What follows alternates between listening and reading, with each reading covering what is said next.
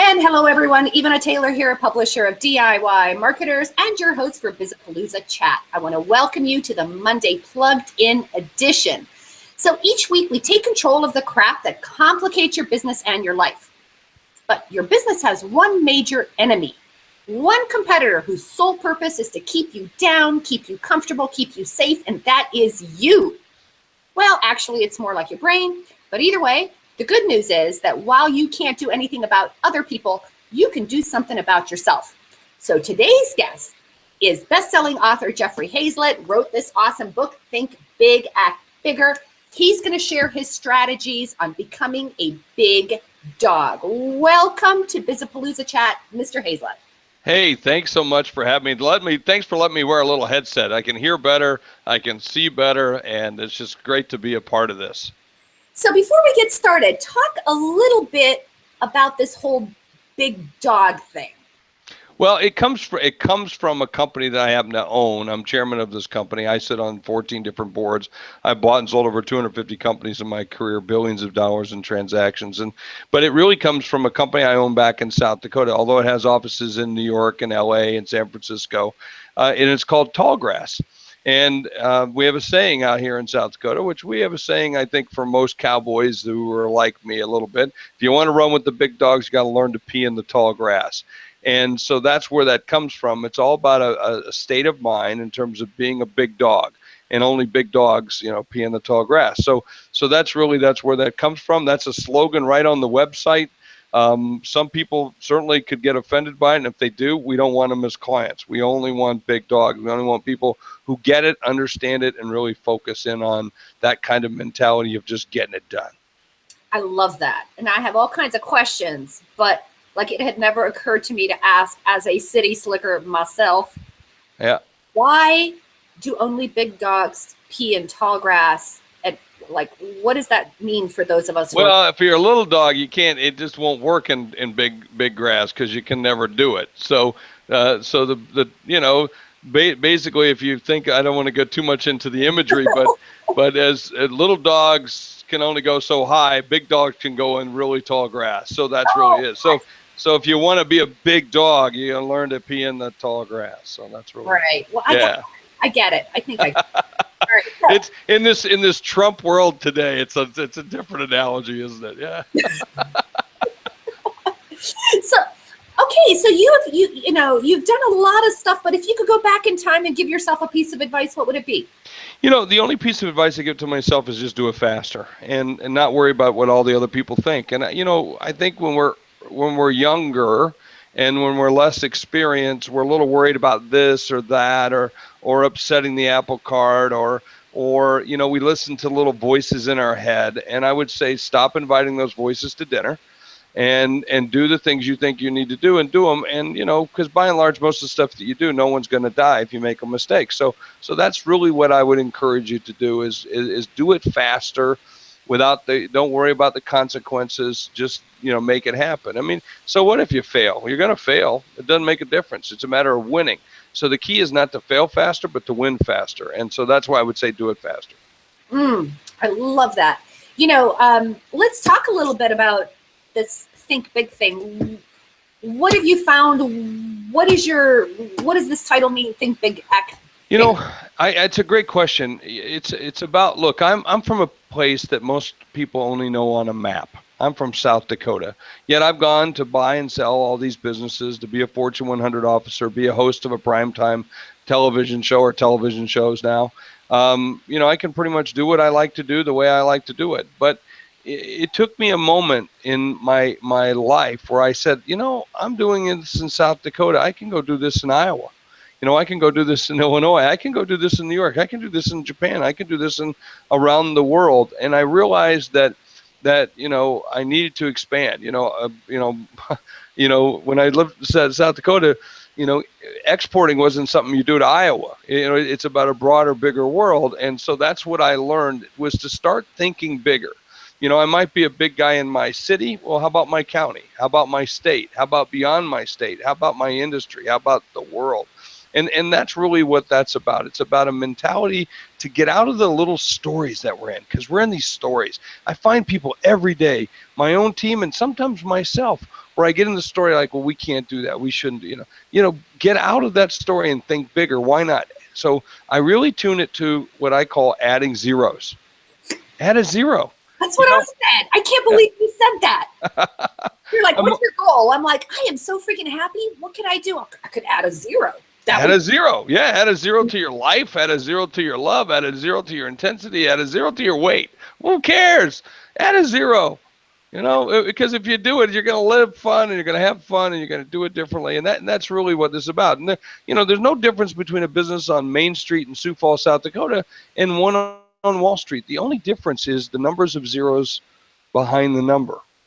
And so when you think about it, it's the same people. I mean, the same people I find, that are, I know people from South Dakota who are running major businesses in New York City and around the globe. And so, what's the difference? Geography? Nah, it's really just the fact that they've said, we're going to make it bigger. And they thought bigger. And not only did they think bigger, they acted bigger, meaning they made it happen. And that's really what it's about. An idea without implementation is just air. And so these are folks who have thought bigger and acted bigger. They've implemented it and do it. And that's what every one of us can do. I noticed something. I do a lot of these interviews, and I'm in content quite a bit. And one of the things I noticed is, this distinction maybe between entrepreneurs, small business owners, and whatever. Some people use them the same. Some people use them differently. I noticed something, and I'm curious about your thoughts on this. It occurred to me that when I say entrepreneur, there were people that I would talk to, let's say they had software companies or whatever. And I noticed that when I talk to certain individuals and talk about thinking big, they might lose sleep and they might be running around their business, but the number one thing on their mind is scale. How do I scale? It's like this prevailing conversation versus, some Main Street business owners, right? Right. Maybe their predominant thing is their conversation isn't about scale. It's about maybe, now they could have multiple locations, but it's like their mindset is in a different place. Maybe it's about employing people. Maybe it's about providing for your family or for the community. Well, or what they believe is still big. I mean, look, don't get me wrong. You can have a great business in South Dakota and it could be millions or billions of dollars, but could it be trillions? Or it could be multi-millions or multi-billions. So this is what I'm thinking about, acting bigger. And it's not for everyone. I get it. And you mentioned entrepreneurs. Entrepreneurs shouldn't be associated with small businesses. I know I just flew to meet for a day, one day in Hawaii. I left New York, flew to Hawaii, had a meeting, and flew back with him for one day with a $20 billion entrepreneur. So entrepreneurs, that's a state of mind. It's a way in which we operate. Entrepreneurs going to bed every single night can't wait to hurry up and sleep so we can get going the next morning. That's an entrepreneur. Who lies awake at night wondering how they're going to make payroll the next day sometimes. I mean, we risk it, we challenge it, we move it, we shape it, hopefully with less risk as much as possible or less problems as much as possible. But that's what we do. But the guy on Main Street, the guy that wants to just have that, there's nothing wrong with it. If you want to manage a good cash business and you don't want to scale it and it's a great business, knock yourself out. That's your personal conditions of satisfaction. But for others of us, if you want to expand your business, it's just a matter of changing the mindset right here and then making it work. And that's really, truly it. Get out of the story of you can't do it to you can do it. So how could a small business owner that has a Main Street business, how can they think bigger? Well, one of the best ways is step and repeat the things you're doing well. So if you've got great customers who are high margin, high profit customers, how do you find another one? How do you find two? How do you find three? How do you find four? If you've got a great employee who's doing a great job, how do you go find another one? The adverse of that is if you have an employee who's not doing a good job, how fast can you get rid of them? And make the change to find the ones that you do want to work with. And so it really gets down to key conditions of satisfaction. What is it that you want out of your business? What is it you want out of your life? What is it you want out of your spirit? What is it you want out of your family? I mean, the key things in our lives, those are the four things I kind of consider. So what is it that are your conditions of satisfaction, and are you doing the things every day to drive to get to where you need to go? Awesome. So, one of the things you talk about, and you just said it a little bit earlier, it's important to be yourself. For some of us, it takes a while. I know I haven't stepped into myself until I was probably 40. Now that I'm like 53, it is the most exciting thing on the planet, right? So, so you talk about it's being important. It's important to be yourself. But what if who you are is not working for you? Well, then change what you're doing, or change your perception about who you should be. I mean, you are who you are. I mean, that's it. That's it. So if you don't want to be that, then change it. But I find out, how can I be somebody else if I'm not me? I'm me. So a lot of us try to think that this is what we should be rather than what we should really just do and be. And that's really true. I don't spend a lot of time thinking I should be better or worse about that. I am who I am, and I am what I am, and I'm going to do the things I'm going to do. But it's my ethics, it's my drive, it's those things that shape me, it's those beliefs that I have, my value set that shapes me. And so I live in that, whether it's big or it's small, whether it's talking to a business leader, a world leader, whether I be talk to somebody in the White House, which I do every so often, or whether it's my granddaughter who's 2 years old. And it's those things that shape me. So I'm okay with being me. So it's an interesting conversation, quite frankly, because I have this often. A lot of people say that, especially about me, because I tend to be fairly straightforward. Fairly self-assured about myself, and it really comes from just being very grounded. And I spent a number of years over in Asia.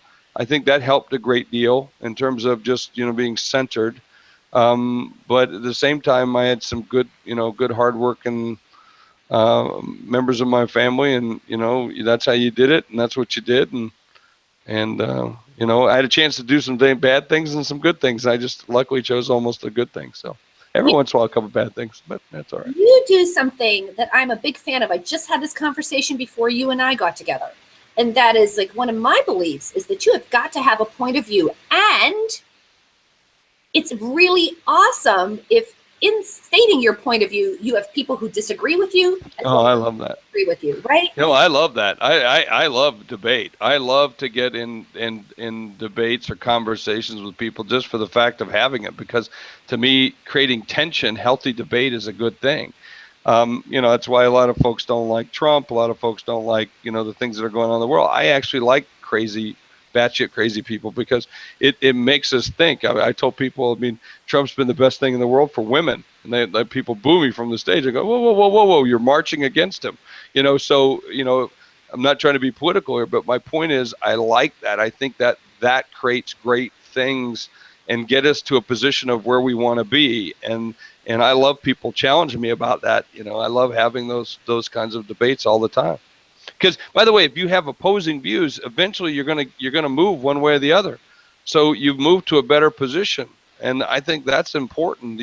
Whether it's a position of more consensus or a position where it's driven you further into, no, we have to do this more, we have to do it faster, we have to do it harder, we have to do it more quality, we have to do it cheaper, whatever it is, it's moved you, and I think that's the most important thing.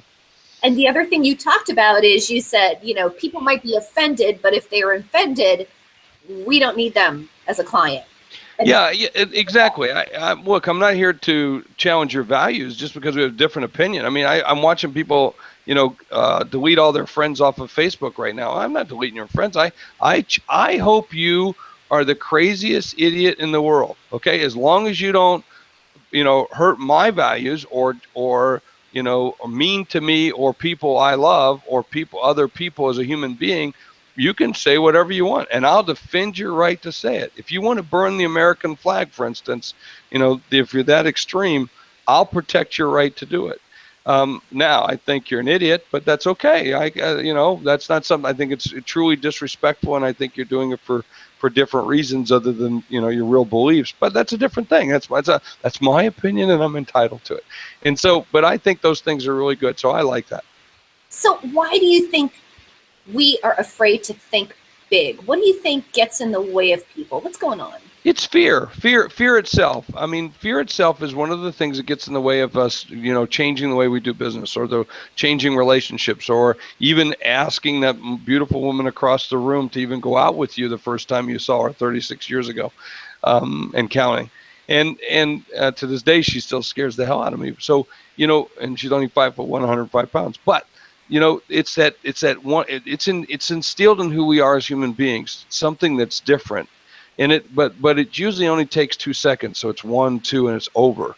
And so that's what we have to learn, is to overcome that fear in order to have that breakthrough. Had I not been, strong enough to step through the fear and take 1, 2 steps towards the other side of the room to say, "Hey, how you doing?" I wouldn't be where I'm at today, right? I know me, I wouldn't be married to me. So I wouldn't have 2 great children, two great grandchildren, and more on the way, and so forth. And those are really, really big things in my life. So fear is always there. Fear of being interviewed, fear of asking the wrong question, fear that you have to go to the bathroom while you're standing on stage, whatever it might be. Those are things you have to overcome. And it's like 1, 2 seconds and you're done. I love that. I hear you, because when I tell people that I'm insanely shy in large groups, they're like, "Get out of here." Yeah. You just behave your way out of it. My little head says, Ivana, say hello. And then I say hello. Exactly. Yeah, just put your hand out and say, well, because a lot of people think I'm very extroverted, and I tend to be extroverted, but I also have an introverted side too. And being in different places that no one knows you, it's still awkward. Going to a restaurant by yourself when you're traveling on the road, still awkward. But you just learned, hey, I'll bring a book and I'll read and I'll have some fun. I'll have a nice glass of wine and I'll eat a nice big buffalo steak or something like that. So you talk a lot about being relentless, and I think what we've been talking about recently kind of has a little bit to do with that. What role does being relentless play? It's all everything. It's not everything, but it's a great deal. Look, I am not the smartest person. I'm not the best looking person. I'm not the fastest person. I'm not the richest person. So, when you add those attributes up and you look at who I got to compete against, what's going to be different from me from them? I'm not going to have all the assets. I might even have the same. Let's imagine it's even. What sets me apart? My hustle, my relentless and not to give up. One of my employees just said the other day, she's talking about how hard she works. She said, it's nothing like what you do, because I go to bed literally at 1 o'clock in the morning, get up at 3 or 4 o'clock in the morning, and I'm back at it because I can't wait to get going. So that's really the difference, is out hustling, out making it by sheer will, if nothing else. That's how we'll win or we'll lose. And what a fight. One of my favorite quotes is from Shakespeare: "Cry havoc and let slip the dogs of war." I love things like that. I love, let's just get into it. Let's have some fun with it, and mix it up. And that, to me, there's nothing better than that. So is there a wrong way to be relentless? Sure. You keep doing it and it's not working, right? so that just hurts. You run into a wall and you keep banging your head against it, and there's a door right over there. All you have to do is move 4 feet over. That's you. So you got to be a little smart with it, right? I love that. That's awesome. So, Jeffrey, what do you know for sure? Here's what I know for sure. I don't know what I don't know. That's what I know for sure. I don't know what I don't know. So I try to live in a fairly openness of a state of awareness of I'm not aware of what I'm not aware of. So I know I live in this moment of, I think this is right, but I'm open to always knowing that this is not a pen. Okay? That this is a pen. So that's it. So what I thought was a real good pen was this pen, but this is a much better pen when someone starts to tell me about how much it costs and what it's like and how it writes and the heft between, all the things that I'm talking about. And so my point is, we go in with these absolutes, so that's the way it is. And about the second I start to believe that, man, that's when I get my butt kicked. It's like the time I'm sitting next to an executive one time, and I'm thinking I'm hot stuff because I'm running a business of $17 billion. And I turned to the person and we got to talking, and he told me he basically had to grow the business by $17 billion a year just to hit his growth numbers in order for him to get his bonuses for the year. So he's basically growing one of my companies a year. And here I am thinking I'm hot stuff because I'm running a $17 billion business. So that's where, when about the time you think how big you are, there's always someone bigger. And so that's really what I'm talking about, that state of awareness. So now I don't get snotty about that. I don't get righteous about that. I don't walk around with this absolute knowledge that I'm the biggest dog out there. There's always someone bigger. So I'm trying to come at it with a different form of awareness. And even if there's a big dog, there's a little dog that's going to hurt me a lot more than the big dog. So I got to be waiting for that. What are you afraid of? Oh, I'm not, I'm afraid of running out of time for the most part. That's I'm not afraid of much other things other than just running out of time or not getting enough time to do all the things I want to do, because I got a lot of things I want to do. And by the way, a lot of those things are like, sitting on my porch or doing the stuff I like to do personally, or trying another good bottle of scotch, or teaching my grandkids to fish, or doing business things that I want to do. Because I know I got a couple more ideas out there for some businesses that I know they're going to be good, and I hope I have time for them all. What brings you joy? Well, I think I've said most of it. It's my family as the things that bring me the most joy in my life. Those are the things. In the end, nothing else matters other than the people who are carrying your casket and come to see you that day. Okay, so one last question. You've done I guess, clearly you're happy with it from the look on the outside. Seems like a good thing. You have found your way. What tips do you have for folks who are on this journey? I would be clear about what your conditions of satisfaction are. I think it's incredible that so many times I find people who don't know that. What are the guiding principles of the things that you want to do, and are you meeting those, and are you measuring them? Is it getting you where you want to go, and visiting them constantly about, are they the right ones, and adjusting as you go? I find a lot of people just don't do that, and they don't think through why they want to do things and how they want to do it. For me, it's about building wealth, so making money, because that's how we keep score.